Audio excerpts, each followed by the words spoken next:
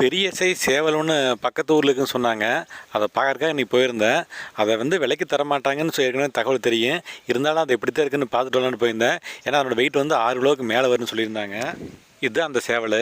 இதை பிடிச்சி நாங்கள் வெயிட் வச்சு பார்த்தா 6 கிலோ 100 கிராம் இருந்தது. இது வந்து ஒரு கால் வந்து ரொம்ப பெரிய சைஸாக கட்டைக்கால் மாதிரி இருந்தது.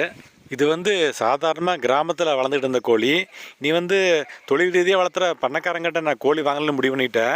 அவங்க வந்து ஒரிஜினல் ப்ரீடில் வெளியே தர்றதில்ல, செகண்ட் குவாலிட்டி ப்ரீடு தான் வெளியே தர்றாங்க.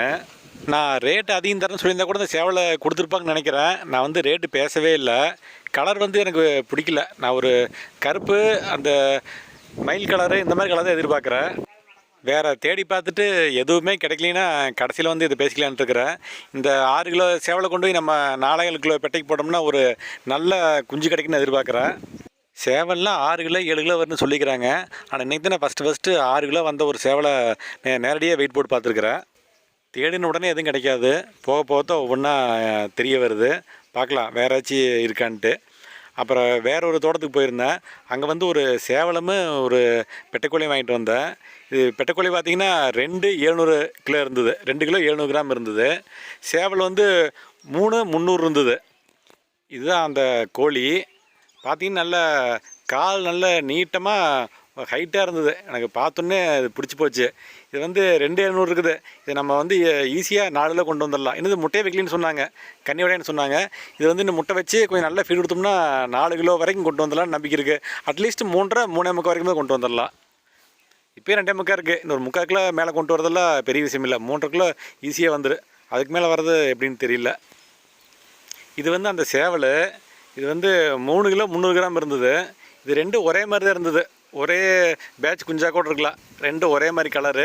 ஆனால் அந்த கோழிக்கு வந்து கால் கருப்பு, இதுக்கு வந்து கால் மஞ்சளாக இருந்தது. இது வாழெல்லாம் பார்த்திங்கன்னா ரொம்ப அழகாக தரையில் முட்டிக்கிட்டு இருந்தது. இந்த சேவலையுமே 3 300 குறைஞ்சி வச்சு இன்னும் ஒரு 2 கிலோ அதில் 5 300 5.5 வரைக்கும் வந்து எதிர்பார்க்குறேன். ஏன்னா இந்த முள்ளே இன்னும் வரல. அந்த இடத்துல பாருங்கன்னா முள் கொஞ்சம் கூட வெளியே வரவே இல்லை. ரொம்ப வயசு கம்மியாக தான், ஒரு 6 மாதம் 7 மாதம் நினைக்கிறேன். சேவலும் பார்க்குறதுக்கு அழகாக இருந்தது. அதனால் பிடிச்சிட்டு வந்துட்டேன். இன்னும் பாரு முள்ளே இல்லை, ரொம்ப வயசு கம்மி தான். ட்ராவலில் வந்து இப்போதையும் எடுத்துவிட்டேன். அதனால் வந்து ஒரு மாதிரி நின்றுட்டு இருக்குது.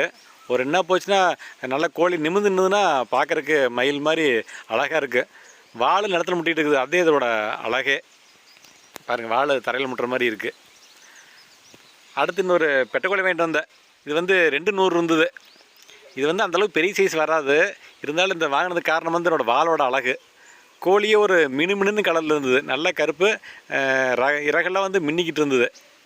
வால் பார்த்திங்கன்னா ஒரு விசிறி வால் மாதிரி சூப்பராக இருந்தது. நகன்னு இது அந்தளவுக்கு பெரிய வெயிட் வராது. இருந்தாலும் ஒரு அழகாக இருக்குது அப்படிங்கிறத வாங்கிட்டு வந்தேன். நாளைக்கு 2 3 பக்கம் போகலான்ட்டு இருக்கிறேன். அடுத்த வீடியோவில் அப்டேட் பண்ணுறேன்.